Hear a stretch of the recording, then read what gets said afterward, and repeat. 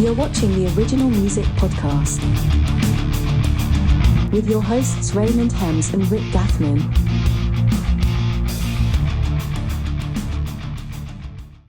All right, here we are. We're back with the Original Music Podcast. In this episode, we have Justin Henry out of Miami. He has got a new record out called Tales of a Rebel. Thanks for coming on tonight, Justin. Good to see you. How you doing, Justin?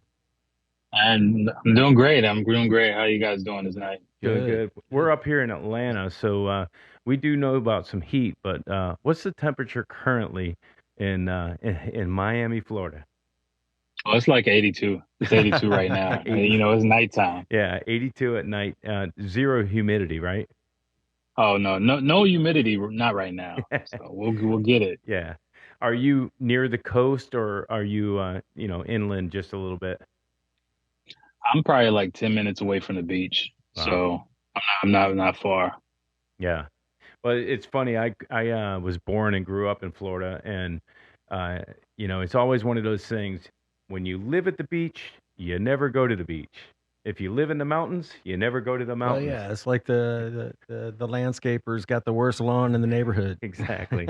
Do you find do you go down to the beach much, South Beach or any of those areas? I mean, I don't go to South Beach per se, but I do go to the beach. I try to hit it like if I'm in town like 2 or 3 times a week. I don't take it for granted because I've lived in winter in places where it's been winter, so I take advantage of it. Yeah, that's awesome. I'm a northern boy myself. I'm from Cincinnati, and I don't have any desire to go back. Yeah, no doubt. Where are you? I don't blame you. Where are you from originally, Justin? I'm originally from North Carolina. Where? So outside of Greenville, like right in Greenville. Okay. Right on the coast. Greenville is Fort Bragg area? Or is that? No, that's a college. It's a little like it's college. Like it's more like a college town. Yeah. Like Greenville. Yeah, by the coast, so it's like a college town. Yeah, I played a show at some place in Greenville, North Carolina, and it was we walked in. It was a pretty big stage, pretty big room, and all I remember was the colors purple and yellow. Isn't that the ECU? ECU. Oh, yeah. Yep. And I remember the colors, and I remember it smelled like 300 beers had been spilled on the floor the night before, and but it was a fun show. I don't remember what it was for, but it was a good time. Yeah, that sounds about right for there. Yeah, that sounds about right. How long have you been in Miami from Greenville? Well, I've been in Miami for 2.5 years now, and I was previously in New York for a couple of years before I came here. Just decided to do a change of city just to really expand what I was doing musically, and it just made sense. Mm-hmm. And what got you? I mean, how'd you get your start in rapping? You are officially the Original Music Podcast first rapper, and we've been wanting. Hey, I'm honored. Yeah, man, it's awesome. Music is music. I appreciate it all. Anybody that can create music, however they're doing it in whatever genre, is still a creative like me. So I can get along with anybody. How long have you been in the game? Oh, so I've been in the game for a couple years, more so like I kind of got my start just writing and just really doing production. So I had a really good friend of mine in high school he was making beats. He had synthesizers. He played stuff, and I already kind of knew how to play drums and keys. But I always wrote. I was always like a writer, and I knew how to sing, and I just started writing a lot more. And then he got me more so into production, learning how to produce, and just watching his techniques, and then me taking some of that and just taking it and running with it. So, and it's one of those things I fell in love with. Like I really had a passion for. Like, it was actually really, really fun to do. Yeah. And I just decided to continue to stick with it. And yeah, man, it led me to New York. Yeah. And when you're making beats and recording and writing, are you one of those writers that just has this book full of song or verse ideas or topic ideas? How do you what's your well that you go uh to get inspiration? Yeah, it's kind of interesting, man. Like when I first started, I wrote a lot, so I would just have like notebooks of like different songs, just getting my honing my craft. And then, as I've moved along and tried different techniques, like it just depends on how I'm inspired by the sonics. Like what really inspires me is production, and Hmm. that inspires me to come up with topics, come up with like, lyrics or how I want to do things, cadences. And then based on how I feel about the how I want to approach the actual song, it's sometimes I'll just sit there and I'll write it. Other times I'll just go in and just start recording and maybe mumbling, filling it in, just getting an idea down, then coming back to it and writing to that. Or sometimes, I've even just like freestyled songs. So it just really depends. Me personally, I kind of I like to write. I really like to write just because I can get real good clarity on my ideas. So right now it's like, I'm doing notes in my phone. I'm having ideas. I'm doing voice notes for ideas. So it's just whenever ideas hit me, I'm just trying to get them down as quickly as possible.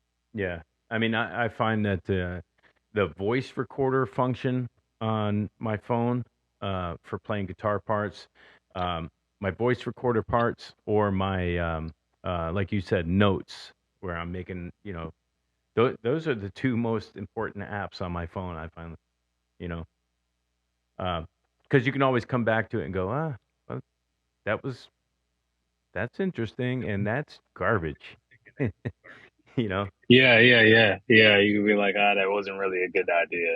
Like, Yeah. As a drummer, Rick Athman, Yep. are are you typically doing like 8 bars of a 4/4 beat, or do you ever? I didn't know if you were going to let me ask a question or not. Yeah, I was that's one. where I was going to go. You've never been so quiet over there. I'm just sitting there waiting. Yeah, don't um, want to be rude. yeah. Are you typically doing 8 bars of drums, or how? It sounds like you start your songs with beats and then kind of go inspired from there. yeah, that's kind of like, how I do it. Like I may have like an idea for a song, but when it comes to just production in general, one of the things like once you like when you actually hear like how I craft my stuff, like one of some of my bigger inspirations from a production standpoint is, people like the Neptunes, people like Timbaland, people like like that really have a sound, and Hmm. that's something that I really wanted to craft is like a sound. So the way I construct my production, it's heavy on the synthesizer. I'm playing notes or doing like soundscapes, but also the way I program my drums, it's it's also to make the record sound good if I was to use a live band. Because one of the things I always keep in mind, and this is just I got from like MTV Unplugged when I used to watch like some of the old footage of that, is like some of these artists who were just like great artists, and when you would play their music stripped down, they chose like really good production so it sounded good live. And that's one of the things I always keep in mind, like maybe one day, I just want to perform these songs stripped down with a live band, and I know it'll sound good, as opposed to just, if I'm using crazy like 808 sounds or just crazy sounds that, which I do use, but I'm always thinking about that live aspect of it. Like, how can, this song be played live maybe like 10 years from now? So I always keep that in mind when I'm making like a song and a record. Like this whole album in general is just made to be played and performed in to where it's made to perform in arenas. As you see, it's like big sounds that I use. And that's kind of like, the whole idea of my production is just soundscapes, originality. Sometimes I even do like sound design to really craft my sound Hmm. to where it's like me, but it's not too off kilter from what's going on currently. Because I like the experiment. I think it's all about creativity, and especially like when it comes to the genre of rap or really just anything in general. That it's easy to do what's popular right now Sure. because you can fit in. Yep. And I think there's like a healthy balance to where you can kind of do your own thing, create your own sound while fitting in that pocket, which is what I'm doing. But also, I'm inspired by like new sounds, experiment and trying new things. I don't want to make the same song, over and over, over and over and over again. That Right. just it doesn't inspire me. Yeah. Yeah. So what is what I hear when I'm listening to it is as a drummer, like I can sit and listen to your song and go, all right, I can feel something coming up or coming toward, I look forward to a song. What I mean by that is while I'm playing, I think ahead. So what's coming up, What's coming next? right? That way you don't get caught off guard. I Yeah. hear stuff in your songs where there's plenty of room for a live drummer. Yeah. There's plenty of room for a live band. Yeah. In my Yeah. in my opinion. So to not be doing that, I think if you're not in, I think bands in Atlanta that are in your genre do that a little bit more. Have you been to Atlanta? Oh yeah, I've been to Atlanta. Yeah. So does it seem like they use a little more live musicians than you do? I would say they do, and that's kind of why usually the way I program my stuff to where it could sound like a live band could play it. Yeah. But also one of the things I try to lay heavy on, and I'm big on like sounds and sonics. Like the sonics is what I'm big on, like analog software mixing it with like digital because that warmth of analog. Mhm. And you feel the music a little bit more. Like I think it was like an article I read about like mixing some songs like in the box, like if everything's like made in the box production wise, even though some of the sounds have gotten a lot better now, it still doesn't have that warmth because of analog is kind of like a thick bar, Yep. whereas digital is kind of like a bar with like holes poked through. So It's the same frequency, thing. Yeah. the frequency doesn't hit as hard, so you don't feel it as much. So I'm always doing like hybrid setup. So and with tons of producers now, I don't know if you're familiar with the production game, especially in rap.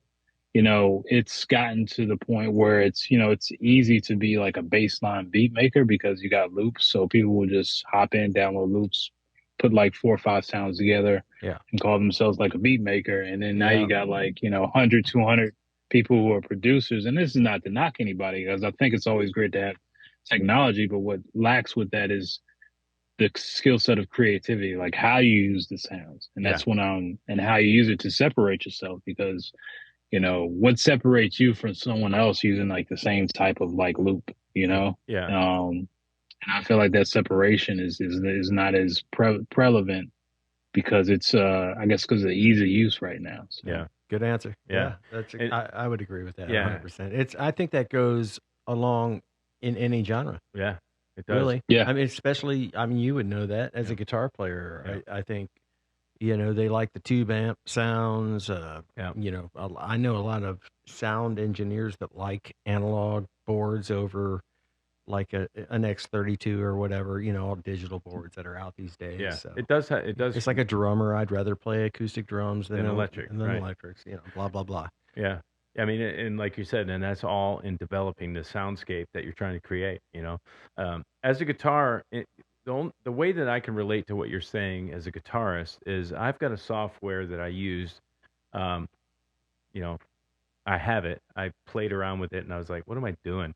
But it was like it was an acoustic guitar that I could do samples and change the sample variations to kind of create a chord progression that I could simply just grab my guitar and play, but it sounded so good. And then when you put a beat or electric kit or an 808 or an acoustic kit on top of it, it was like, wow, the quality of the samples and loops and stuff are so good straight to tape. Yeah. It's hard to resist.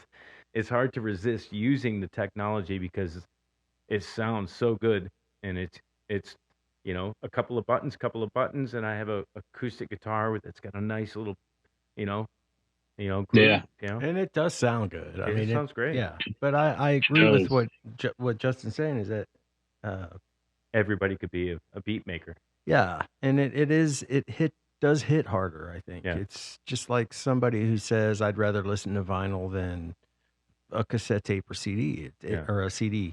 It's there's a definite difference in the depth body of it. the depth. Yeah. Yeah. And it's just at the end of the day, I think it just comes down to like how you use the sounds, because Yeah. and I think that with the ease of use, if you're just like not, and we live in a world with like, people want immediate results right now, so I think just a lot of like when it comes to production side, I don't think like producers, especially maybe this is everywhere, but they don't take the time to really like get creative with it and maybe experiment with it. It's just like how many can I bang out a day or a week Yeah. so I can actually get put it out. So it's I think that's one of the issues I see. So there's, I mean, with anything, with any new technology or with anything in music that's new, it's always going to be the good and the bad. So I think it's just something we just Yeah. use it to our advantage. Yeah. 100%. But also implement the real, like you said, Right.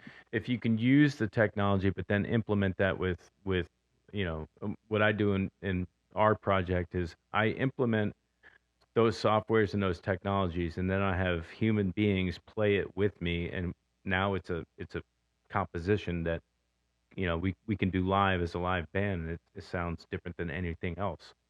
Um, when you're recording, um, what DAW are you using? What kind of equipment are you using to create the sounds? Well, it's I use FL Studio for production and also like native instruments like Machine, Yeah, along with like outboard gear also too, like a CS6X, a Quad K4, and Sonic Fismo for hardware. If I'm using in the box plugins, I'm using a lot of native instrument stuff just because the okay, sound quality is good. So that's what I'm using production wise, but I'll record everything in Pro Tools just because, yeah, I know you can record in FL Studio, but it just doesn't, to me, I think it's just good for production and arrangements. yeah, But recording, I just think Pro Tools hands down. yeah, It's actually not my favorite, but everybody uses it and I've just got accustomed to it. Like I yeah. prefer like Nuendo or Cubase. I think that's more user friendly, but Pro Tools is, once you start using it, it's just kind of like you just roll with it. Yeah, I do prefer Pro Tools over everything, only because I've spent the last 10 or 10 a decade, 11, 12 years. Well, yeah, that's what you're used to. I mean, it's what Yeah, you're but it's Yeah. accustomed to. but it's also, it's a software that when I come across a question, man, I wish I could do this, or I wish I could do that. Google it. It can. You just don't know how Yep. to do it. Yeah. It's It smarter. may be like two ways to Yeah. do the same thing, Yeah, it's smarter. They're smarter than you are, and if Yeah. there's something you're needing it to do, just ask Google. Save yourself a Yep. rabbit hole, and just Google it and figure it out. For me, my thing was I did an experiment on a song, turned out to be the Slug, where I wanted to do a song in 6/8 time signature, and then Hmm. I wanted to switch to 7/8, and then I wanted to go back to 6/8, and I didn't know how to set my my uh, I didn't know how to set my Sounds. timeline to that. And Hmm. and then once I did, I'm like, oh well, I feel like I created something really pretty interesting, um, and now I know how to do it. So it's just all about learning your equipment is probably probably the most important beyond composition and all that'll come later. But learning your gear and your softwares when you get a new plugin, learn it. Don't over Learn it. Yep. don't overuse it. Don't you can very easily overuse a plugin. But you said native instruments. That plugin I was talking about a second ago about the acoustic guitar. I use Hmm. native, and I've got the 45 key native keyboard that just talks seamlessly to their plugins and stuff. And I think it was the either acoustic strummer or the picked acoustic plugin is what I was talking about a little bit ago. If you don't have it, Yeah. you might want to check it out. It sounds so good and realistic that it was actually easier for me to come up with a acoustic loop doing that than actually getting my guitar, miking it, getting a sound, and performing it. It was fun actually. Okay. Yeah. I'm gonna do that. Yeah, it's pretty cool stuff. Um, as far as uh, you know, our rock bands and our pop and jazz and those type of genres here in Atlanta. Uh, how do you go about getting a gig or playing a track in your genre? I've heard a lot about pay to play. I never Hmm. heard of that before. Um, but that was like you pay $50 and they'll give you a minute or something like that to preview your song. We were talking On what, like on the live stage or a yeah, no, radio? at a club Oh, or is that how that works, or how do you get out on a stage? Well, I would say, that's something that people who just aren't really hip to what's going to really build like a career in music, because and especially in today's age, you don't need to pay to perform. Yeah, Like your audience is right on the phone. yeah, So, which the most important thing I think is digital marketing, building your audience on that first. yeah, And then based off of that, then you start getting shows. Now, it just depends on what type of like, who's your demographic as far as like, in rap, because rap has all these subgenres now. right, So for instance, like you may be a guy who does like traditional, maybe like I don't want to say traditional, but like boom bap rap. So you're gonna probably book out small venues and do hard ticket sales. If you're doing just straight like 808s, maybe trap music, you probably just do club walkthroughs and start getting paid like $1,000 just to be there, perform two songs and leave. Then you work your way up to like 5, 10, 15, 20,000 or something like that.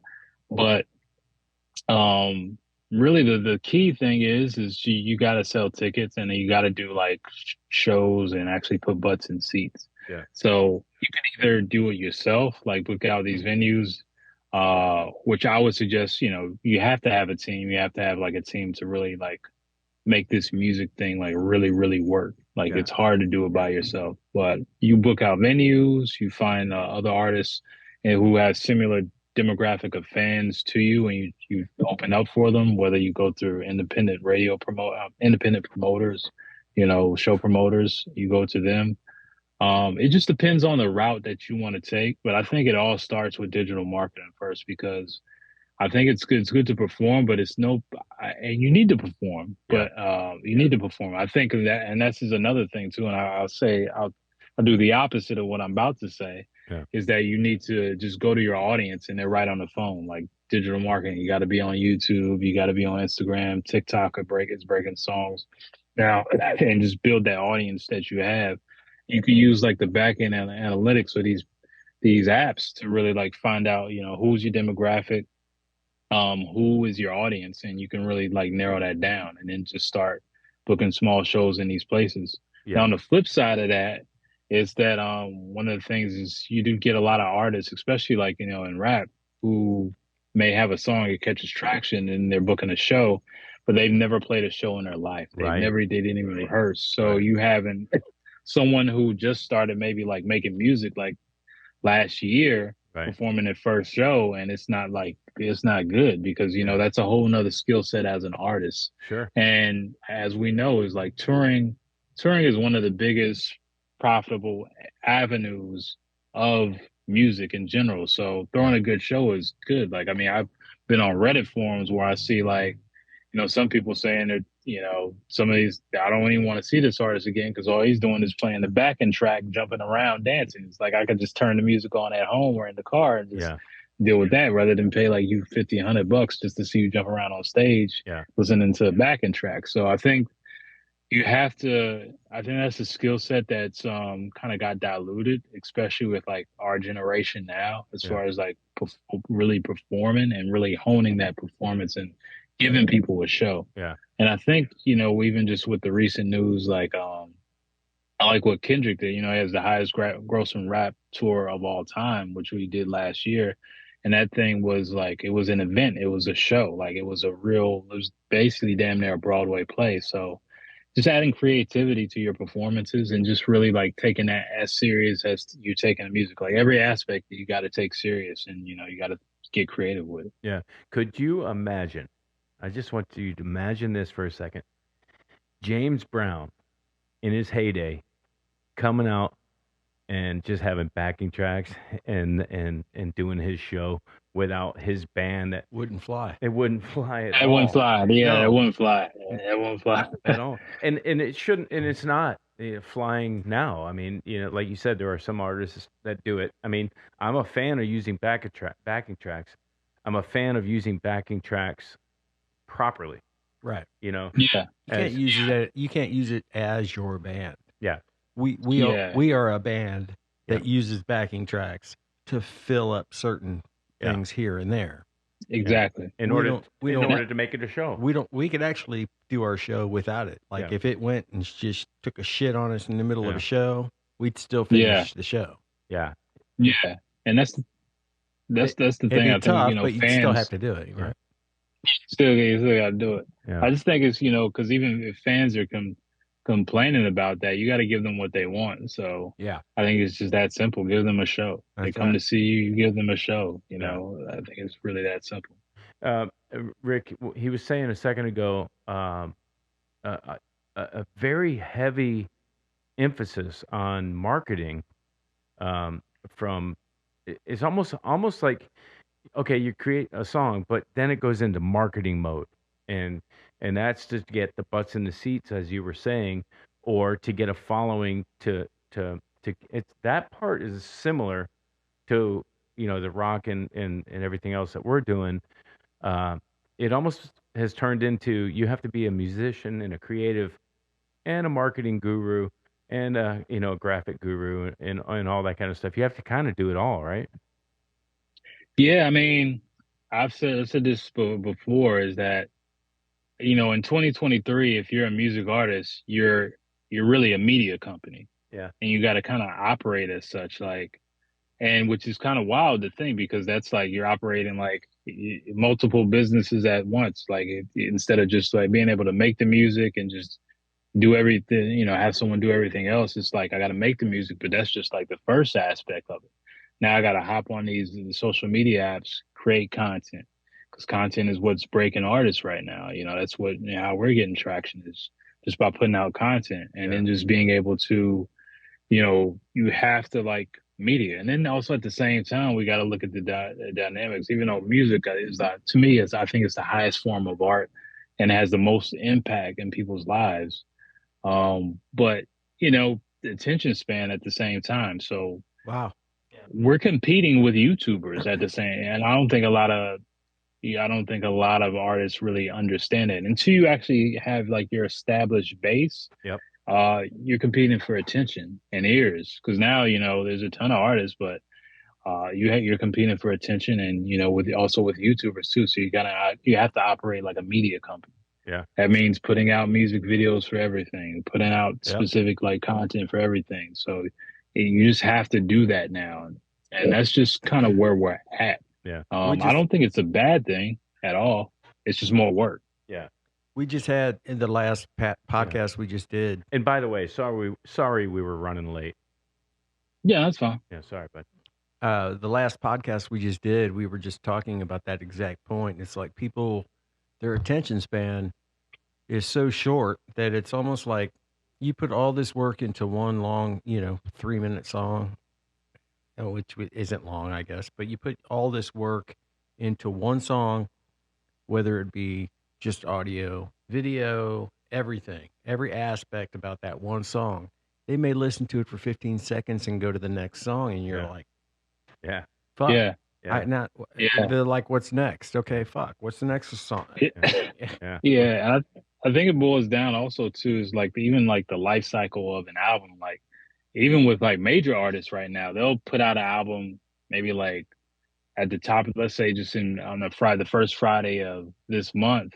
By like week number 2, nobody's talking about it. They're on to the next thing. Yeah. And I think you just got to learn how to really operate. And I think this is where like operating as a media company, as an artist, really helps out, is by prolonging the life cycle of the album. Because, when album cycles do need to be a little longer these days. Yeah, because when I was growing up, it was the single, which came out probably like 3 or 4 months before the Yep. album. Then the Yep. album would drop. Then it's another single, another single. A year and a half later, they're still working the album. Yeah. And it's Right. on. The Yeah. artist is on tour.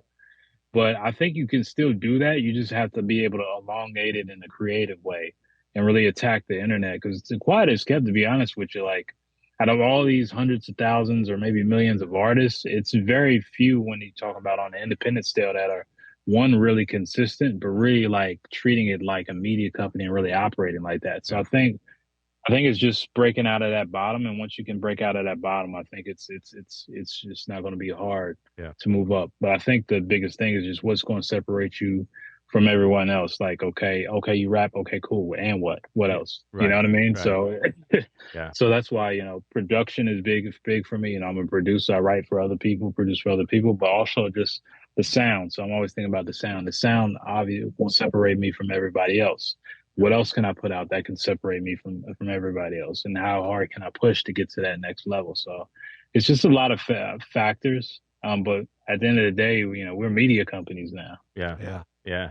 It's It's interesting. Yeah. it is interesting. It's kind of sad to say that, if if you look at the amount of media company marketing content promoting and creating, and uh, aside from the actual music, imagine if back in the day the Beatles had to uh, do all of that, all the stuff that we're having to do, and they would have never had the next album or the next album because Uh, they were in the studio writing it.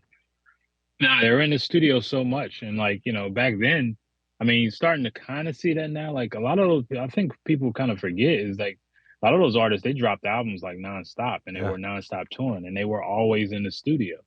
And I think that does, and I think that's another struggle. And this goes against what I just said, but artists struggle trying to create content or thinking about even being like a media company because they're so focused on the music, and it's really difficult to do both Yeah, by yourself. Like it's damn near impossible, and do it especially to well. Yeah, do it Well, well and do it consistently over the period of time. yeah, yeah, it sounds to me like, I mean, other people that we talk to aren't like your mindset. Your mindset's more business. This isn't what, this isn't my own. You're not a one trick pony, is what I'm trying to say. You can do what you do, plus you can do the business part of it, plus you can write for people. You know what I mean? You've yeah. got You're it all hustling. covered. You're Yeah, hustling. Yeah. yeah. You know, Yeah, I just think I'm sorry, go ahead. No, go ahead. You're good. no, yeah, go ahead. Yeah, I'm just thinking, well, the music, I think right now the music kind of comes easy to me because I really like, I do it every day. I hone my skill. I'm pretty aware of what I want to do whenever I'm creating. But the one thing I realize is that if I'm going to, really grow what I'm doing or get to that next level, I have to like embrace these things. And I didn't trust me. I don't like doing content. I don't like doing all this extra stuff. I actually hate it. Yeah, But I really, but I realized like I had to switch my mindset about that in order for me to really get this music in front of the people that want to hear it. I have to do these things. Like these things are necessary. yeah, So it's just the hardest thing is just trying to find balance. I don't even think there is balance unless you got a team.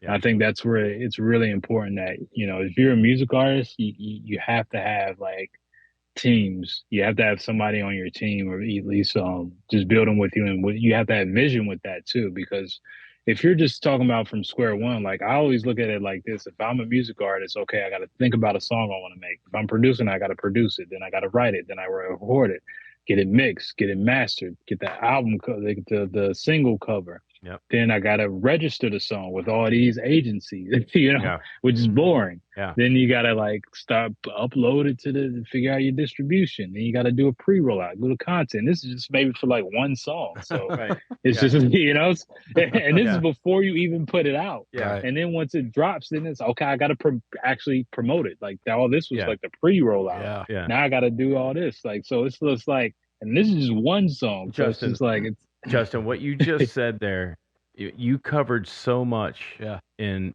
30 seconds of of every step of the process, Yeah, like you covered so much in 30 seconds. I can't even believe everything And that it's you just true. said. Everything he said is true, and Yeah. everybody says that. Everybody we talk to says Yeah. exactly that. And us. I mean, Yeah. I know It's that. a pain in the ass. Yeah. It Yeah. makes you wonder if it's worth it. But the problem is that it's in us. We Yeah. can't get away from it. You Yeah. know, we didn't pick it; it picked us. Yeah, it's so fun to do. Right.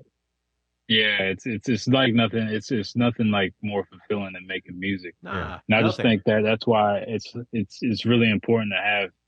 I'm really fortunate that I have people now in positions that can like help me on those other Right. things, and Right. hopefully eventually, as soon I could just focus solely on like the music aspect. But Right.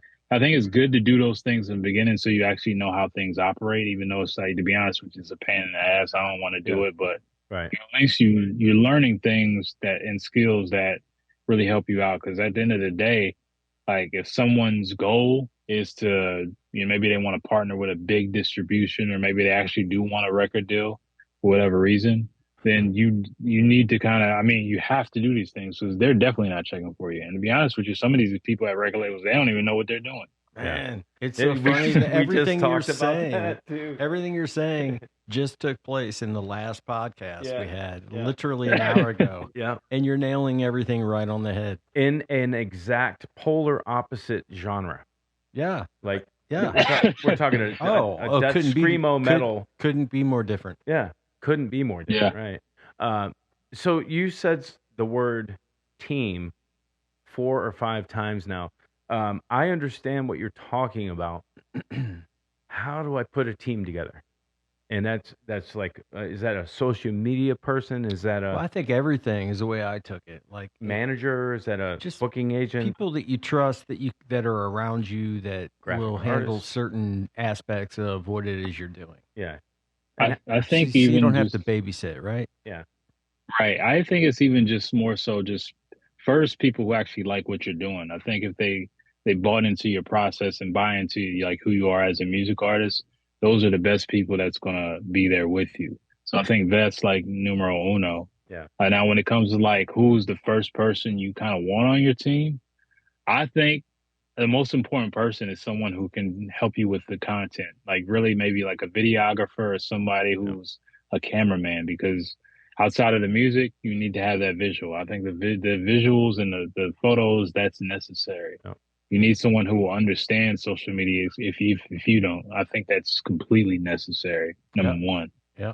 And I think the second part of that was somebody who understands or knows how to like register the music and do the back end stuff, because it's at the end of the day we're musicians, but we're in the music business, and unfortunately it's unfortunately because we make a little, we all well, obviously want to profit off of our music and do off of what we love in our creations, but we have to kind of have that in order in some way, shape, or form. So I think somebody being able to register music with like ASCAP, Harriet Fox Agency, copywriting, and put it on SoundScout, like all the boring stuff. Like, Yeah. I think you just need someone to do that, because honestly, like to me, I know, I'm pretty sure y'all would agree, like that shit kills my creativity. Like, I don't even want to, like, Yeah. Immediately. Like, well, for me, Yeah. for me, I don't do it. That's why Ray does have, we're in a band together, but he's also in another band.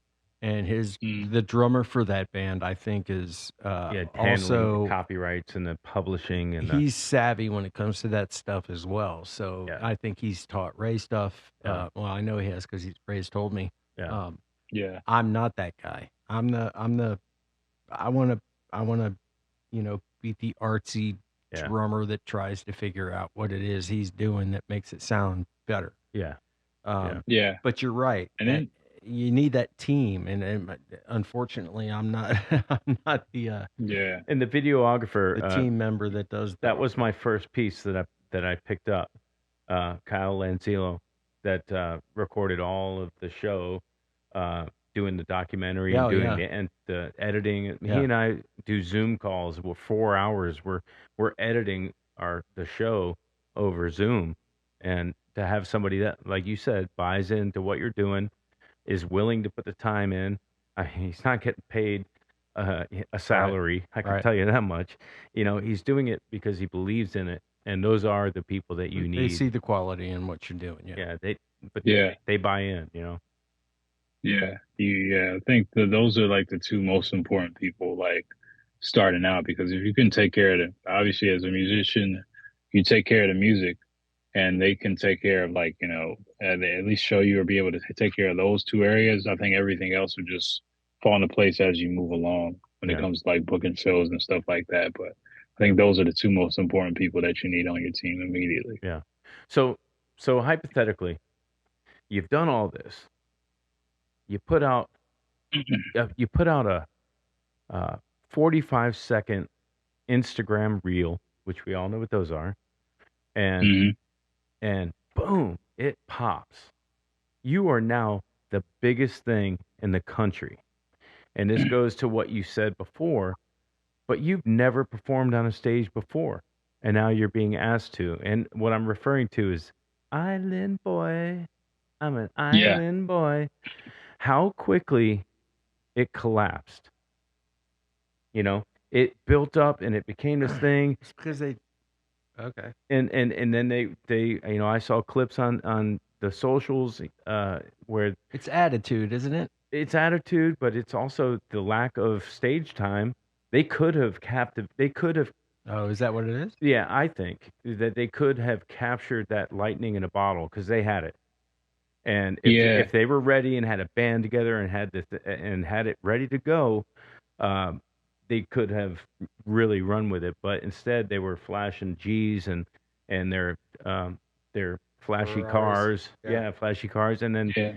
weird videos of them like I practicing didn't care for the boxing. music myself. I didn't. Well, it was a great hook. I didn't get it. I heard I one. think, I heard one that I liked, and Yeah. the rest of it just Yeah. sounded like it was just repeating itself.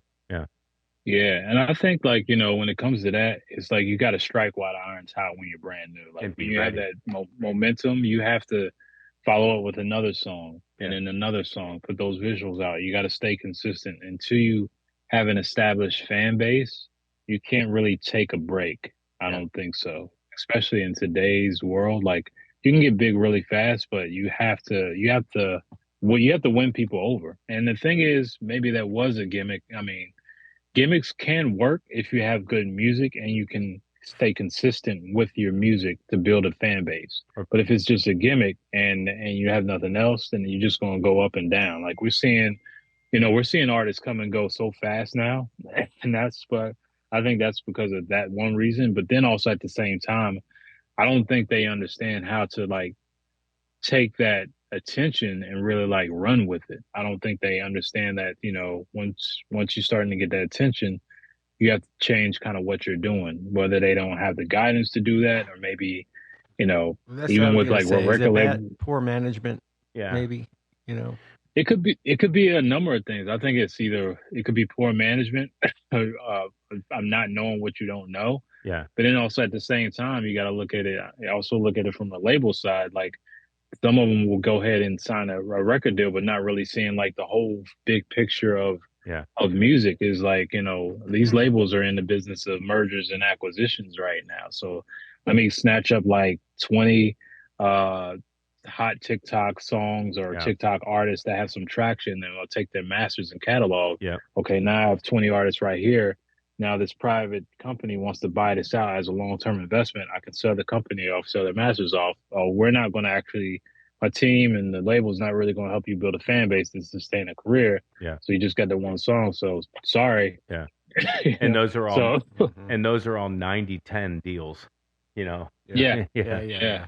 And if you don't know what a 90-10 deal is, too many artists actually have something like that, and you should look it up. Well, if they're you're- coming out like crazy right now. Yeah.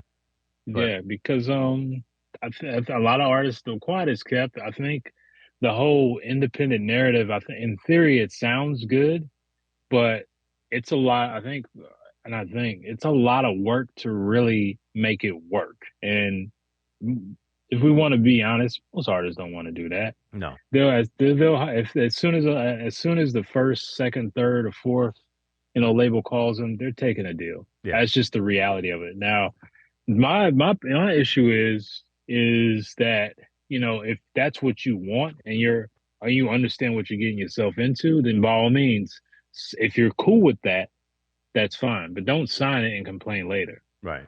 Because Yeah. some people, they get into it. They intentionally know what they're getting themselves into, and they're like, I'm gonna make this work. Yeah. Yeah. But then you have like artists who sign it, and then they're just like, well, you screwed me over. Well, what you knew kind of what you were getting into. Yeah. Well, yeah. I think that's a valid point. Could And all this could stuff, like, could one say that about Prince with his Warner Brother deal where he had to change his name?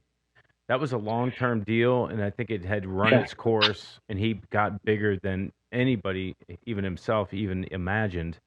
And it turned into a bad deal because of how awesome he became. Yeah, I think he's the exception to the rule because he actually he surpassed expectations. I mean, he's one of my favorite artists of all Totally time. agree. Yeah. But he had leverage, so he deserves that. Yeah. At the end of the day, I mean, I think it's just good business if you're a label. It's like, okay, this guy's made us millions and millions and millions and millions of dollars. Let's give him what he wants. Yeah. Because he's going to continue to make us millions and millions of dollars. But I think it's just greed at that point. I think they said no. I think That's why he wrote "slave" on his face and said "fuck off." Yeah. That might be the most gangster move that I've seen in the music industry in my life. Yeah, it was pretty strong. Yeah. Yeah, and it's just like, when you look at like other industries, like it's just kind of ridiculous that you could sign an agreement. Like it's just weird that an artist can sign an agreement with a company, which I understand the company may be putting up the money to break you and may actually take a loss. But if that's not the case, they can still hold on to your catalog for life. Yeah. Like that's just doesn't make sense to me. Like, I just think that's crazy. Yeah. Like no other business would do that. No, that's madness. Yeah. Well, you said something a few minutes ago also about owning your masters.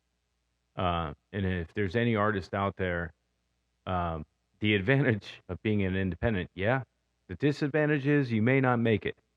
You may not get that big break. The advantage is that if you do get one break, and you own your masters, you own yourself. You own everything that you did. Look at Taylor Swift. Yeah, she owns all of her own stuff. No, she got screwed out of the first 12 years. She got screwed out of the first 12 years of music she made because she didn't own her masters, and then her masters were sold to Scooter Braun, and look at what she went. I had heard she was going to go back and re-record all that material on her own thing. She started doing that. I didn't know. Yeah. I didn't know that. I thought she owned all her own stuff. She was her own businessman. She got broke. She had to re-record it. Became a superstar and got screwed. You learn something new every day. Yeah. And that's the thing is because these labels understand the shelf life of the average artist is maybe 3 years max. Yeah. So they're going to get you when you're at your peak. So it's kind of like you got to understand these dynamics. Like you really have to understand these dynamics, and I think that's the thing that most people don't understand is they don't understand these dynamics. Yeah, and it's kind of one of those things also where on the flip side, let's flip side it. Sorry. Yeah, you're fine. Everything good? Yeah, everything good. On the flip side, if a record label takes on just say 100 artists, they might get one. They're taking a loss on 99. So I understand that they have to capitalize on the big sheep of the herd, in that situation. But at the same time, it's unfortunate to the 99 because they're getting screwed, Yeah. So it's. Well, let's take a listen to this track, "Neva Know." It's off the record "Tales of a Rebel," and then we'll come back and we'll talk about the track. Okay. Never know, boy, you never know, never ever know, you never know, never ever know. Now you never know, you never know, never ever know. Yeah, you never know, you never know, boy, you never know, never ever know, you never know. Now you never know, ever ever.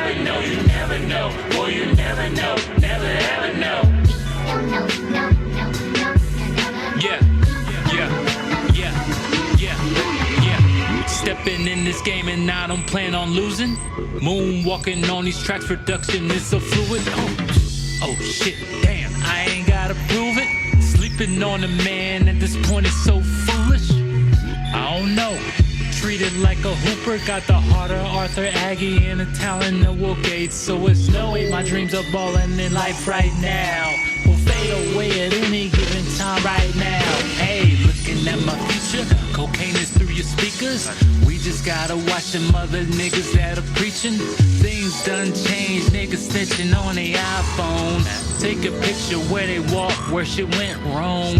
People asking me like, what the hell are you on? Staying in my lane at the front, handicap homes. 6 chains, 2 phones like I'm Hove, boy. Sitting at home, look who's about to blow. Man, you never know, boy, you never know. Never ever know, you never know. Never ever know, now you never know. You never know, now you never know. Yeah, you never know, you never know. Boy, you never know, never ever know. You never know, now you never know. Never ever know, you never know. Boy, you never know, never ever know. Yeah, yeah, yeah, yeah, yeah. Running and I'm never looking back. New life I'm working to adapt. For a speaker, gather all the facts. That's why I'm always on track. Ducking all the beats like I'm 5'4". Really don't know what you're in for. I'm running around and I'm up in this game knowing that none of these niggas can afford. Somebody better call Po-Po. Like it or not, I'm a skill pro. Breaking it down, serve it around. If you want more than just sit slow. And you know, ho, you never heard it delivered like this before. Yeah. What do you expect me to do? What are you expecting of me? I'm riding around in these streets, and everything I see is ugly. When niggas are acting like they grown, what hoes be more than these thoughts though? We also Malcolm changed though. I guess we'll never know. Never know, boy, you never know. Never ever know, you never know. Never ever know, now you never know. You never know, now you never know. Yeah, you never know, you never know. Boy, you never know. Never ever know, you never know. Now you never know. Never ever know, you never know. Boy, you never know. Never ever know.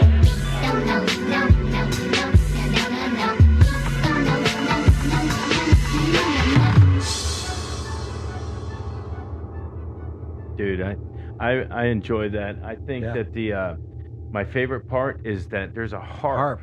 Yeah, the harp in the middle of all that is it comes out of nowhere and it's a nice mix in the field. Yeah. Is that a native instrument, harp? Oh, hold on. The whole point is like I wanted it to just I want to make it musical. Yeah. Yeah. I like making stuff that's musical. So was that from native instruments? Where do you get that harp? Was that just a gliss of a harp sample? Yeah. Yeah, that's cool, dude. I like it.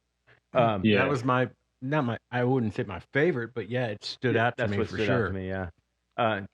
My favorite part was imagining playing drums behind that. He was actually over here playing the drums. I'm looking at the toms as I'm listening to the music. I do that to every band that we have on this podcast. I think the music's still playing. Oh, sorry, what? Every time we have a band on, he was playing drums on your track over here. I sit behind a rehearsal kit. And so while I'm listening to their song, I'm sitting there imagining what I would be doing, so that's what I dig about it. But that did stand out to me was the harp part. Yeah. Was that a traditional 808? Yeah, that's a traditional 808. Okay. Sometimes like I distort it or I'll tweak it. Sometimes I'll even add like a slight reverb to it. So it just, I experiment. And one of the things, I just try to blend it to where it sounds good to the ear. Because it's funny you mentioned James Brown, because one of the things he always says, does it sound good? Does it feel good? That's all that matters. And that's kind of like my approach to music sometimes. So I like to be technical, but then also sometimes things that I won't think works and it just sounds good, I'll just go ahead and just leave it. Yeah. Because it just sounds good. Yeah. Well, that is, music is supposed to be, in my opinion, where the rule book gets thrown out the window. Yeah, there is no rule book. And again, if it sounds good, and it might not in theory, be proper theory wise, but I like stuff that's not supposed to work, but to me it does. Same. On the snare, it was the snare that you're using on that. It's was that the machine Yeah, it's Native canned. Instruments type of program? Well, that's the snare I actually like made myself because I make like I started making my own drum kit. So Yeah, sometimes I'll take snares and I'll craft it. So I'll go in and just switch like maybe like switch like the high end on it, the low end on it, yeah, or just like the mid range on it. Put a EQ on it. So yeah, I'll kind of like customize my snares. So I have like a pack of like snares that just strictly like I made. So yeah. It was just nice and crispy, really It crispy and sound, really almost sounded like an upside down snare. yeah. Yeah. The bottom side, yeah. Um, yeah, sometimes what I do when I'm producing and I'm talking on rock music, obviously, but I will actually take drums, the kick in particular, and the snare as well, the kick and snare. And if my song is in the key of A, I will kind of try to tune those to what feels. I mean, I don't put chromatic tuner on them and tune it to the actual note, but I'll pitch it up, I'll pitch it down, and I'll see where it lands, where it settles in with kind of the key that the song is in. And I do a lot of that when I'm doing my studio production stuff, and to me, I like it. It works for me, but it's fun to try. Uh, the never knows, never know, never know. Uh, Man, I had voices in my right ear. See, we do all of this with in ears in. So when yeah. we're listening to the stereo field. The panning of it. Yeah, I had voices, that were higher pitched over in my right ear. I had voices in the left ear, and then I had voices all up in here. How many layers of never knows did you do on that? You think? Well, my original my original idea was to bring like a bunch of friends in the studio and just have them do it equally. Yeah, But I was only able to get I wanted to finish the song like the same day, yeah. so I was only able to get one other person. I heard a So I female. wound up just Was there a female voice? Or- that's actually me. That's actually me. All right. So all the other voices is me. So like one of the things I like doing is just using my voice as an instrument. Yeah. So I've just like high pitch, low pitch, mid pitch. So I'm just like going up and down within different ranges, and I was just stacking like the vocals so it could sound like a really big crowd, and then just have my other friend on the track really added that dynamic because I wanted it to sound like a big. I wanted to sound big because you have the harps, you have the drums, you have the breakdowns, you Yeah. have the tension in the production, Yeah. and I just had the idea of just keeping the hook simple.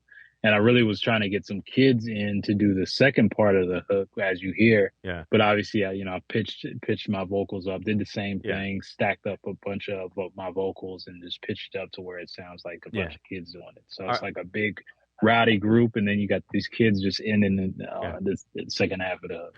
Yeah, I heard that the back half of the chorus, there was like a melody line. Dun, dun, dun, dun, dun. Like there was some sort of a melody line. Was that the part you're talking about there? Yeah, we don't know, no, no, Yeah. no, no, Yeah. no, no, no, yeah, Yeah, that's cool, Yeah. dude. I like it. I mean, yeah, and that's like I'm saying that I, I listen to music and I listen to all of those intricacies, to the crispiness of the snare, the harp gliss, the melody at the end of a chorus that's a melody line, da, da, da, da, da, yeah, and that's the beauty of music if you're listening that intently. yeah. Is everybody listening that intently though? Anymore? I There, wonder.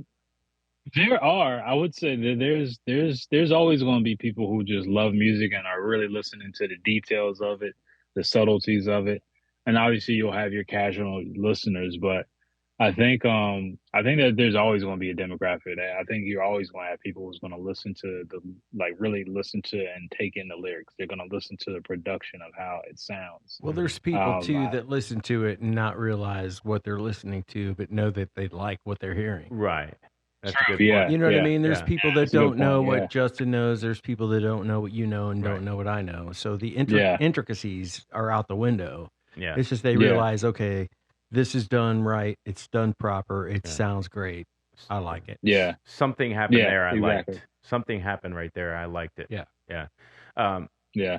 And for me, when you were coming out of those choruses, you had that outro melody line that we just talked about, but then percussion wise, the it drops, and then the verses happen.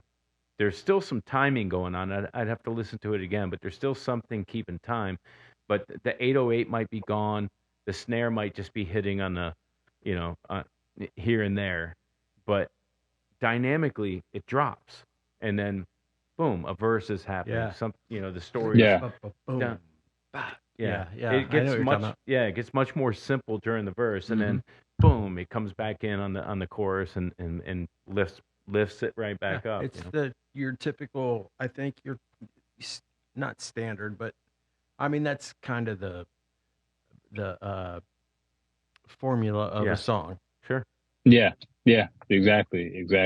Yeah. Do you listen to much electronic music, like EDM type stuff?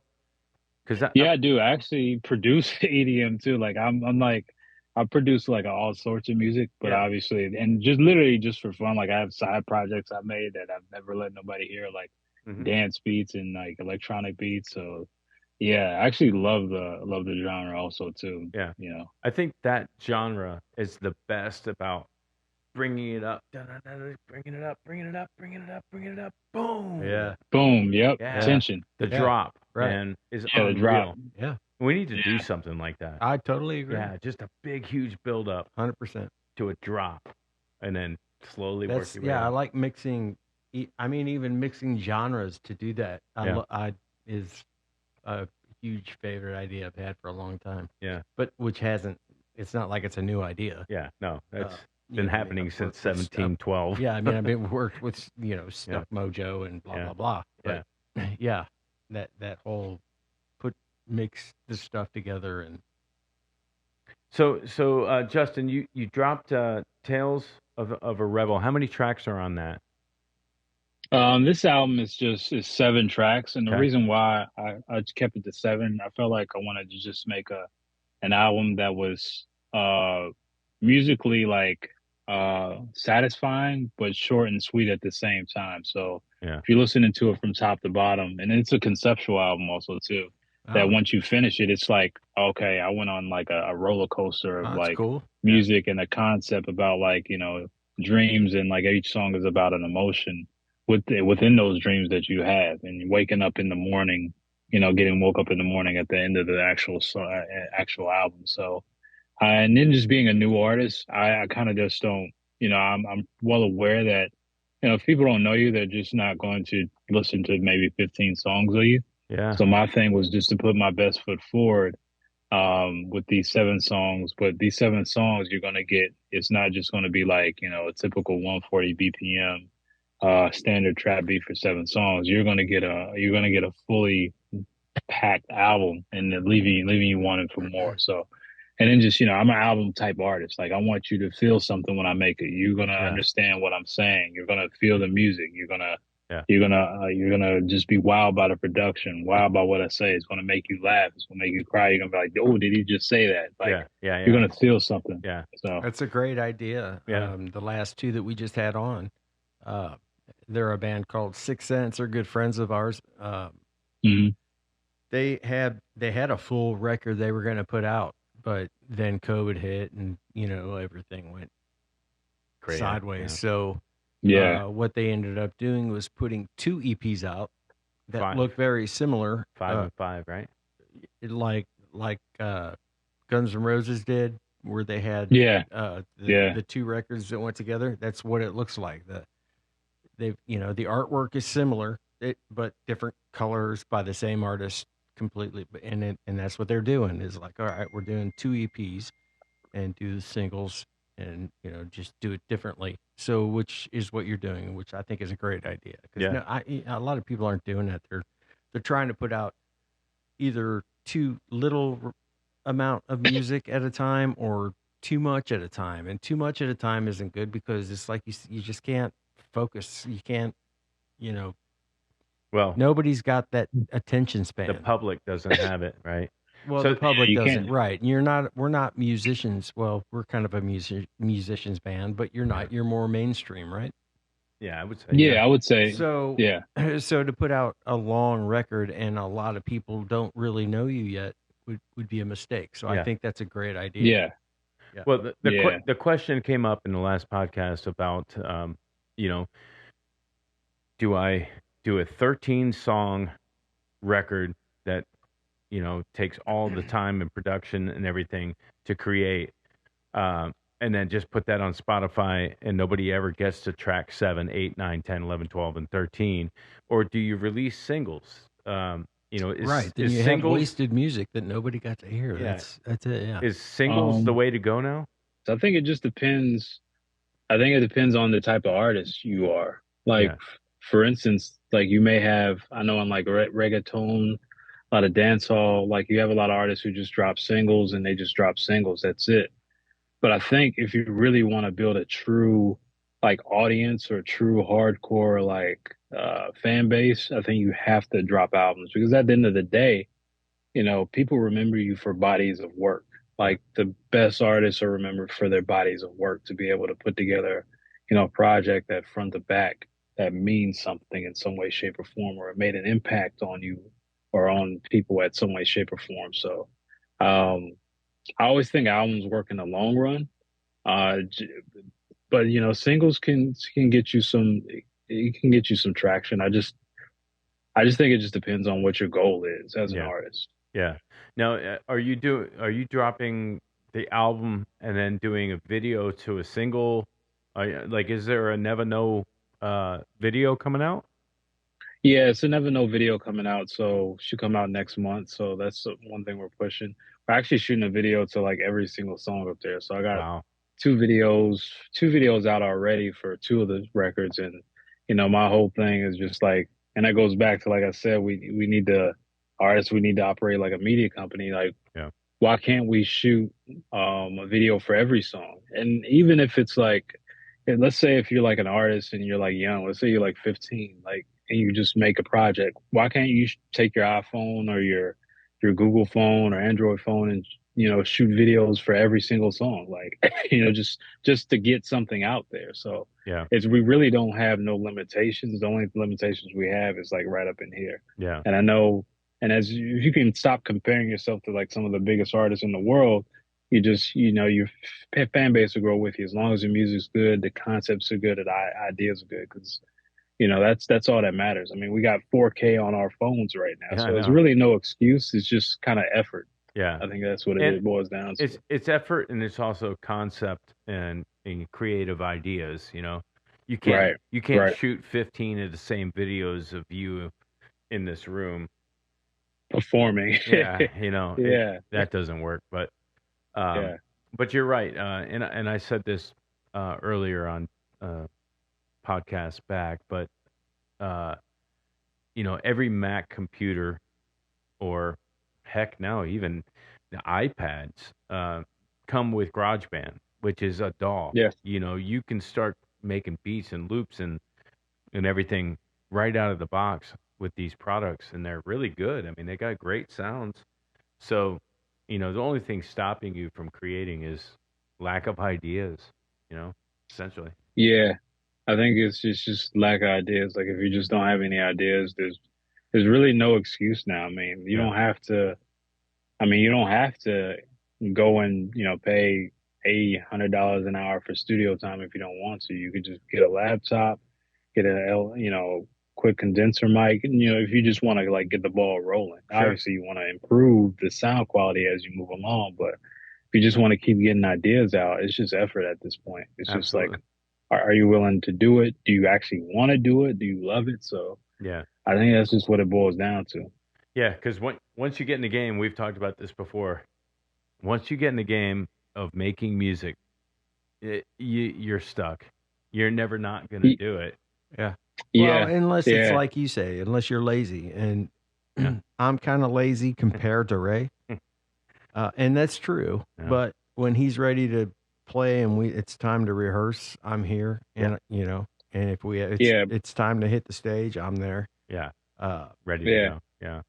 Yeah. But Yeah, but I'm you not one of probably those. always inspired though. You're probably Always, always inspired when you I hear am. something. You're like, oh man, I gotta do it. Like Yeah. It's do true, something but right now. I'm not that guy that writes. You know what I Yeah. mean? Right, I'm not a right, writer guy. I'm a right, player. I can come up with new stuff and add it to what he did. Yeah.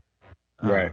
but I'm not a songwriter. So, but what you're saying is I totally understand. It takes a village. Yeah, it It does. does. Yeah, Yeah. It does. It really does. It's, Last question. You said something earlier that something about 140 BPM is kind of a standard. Is there a standard BPM in different styles of hip hop and rap? I Yeah, Go ahead. yeah. So it's like, yeah, 140 BPM is typical for trap. If you're talking about just traditional boom bap, you're looking at like 98 BPM or maybe like 92 BPM.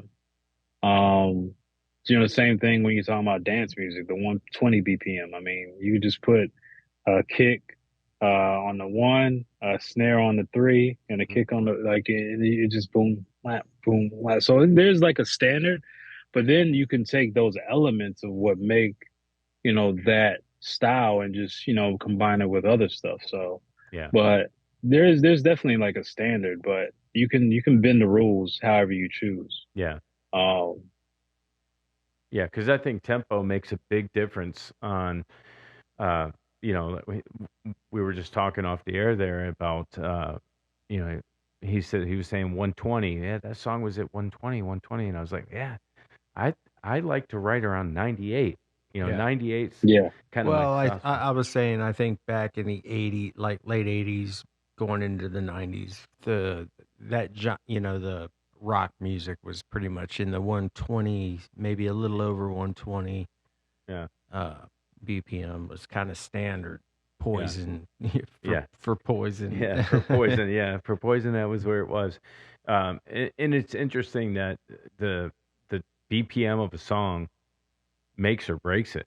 Could you? Yeah, yeah. yeah, If you could- rush it, it yeah. kills it. If you play too far back in the beat, then it kills it too. Yeah.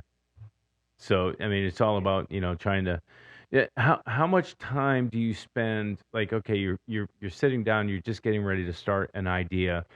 Um, do you start first thing, metronome, and then trying to make a beat around it? And if that's too fast, then slow the metronome down. And how do you get the vibe?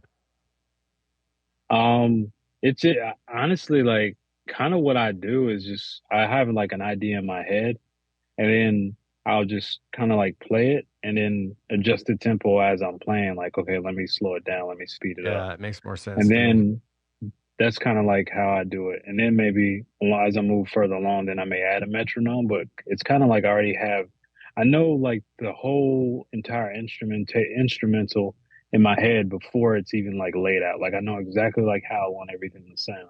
It's just a matter of me using these tools to get it out. Right. So I kind of already like have an idea. Then sometimes I may just come in and I find something. I want to build around this sound or maybe build around this drum pattern, and then I'll get inspired. So it's like one or the other. That's kind of like how it works. Yeah. Yeah. It's similar. It's similar as well. I can either start on guitar and then have to search for the tempo, or I'll sometimes start with a loop isolation day.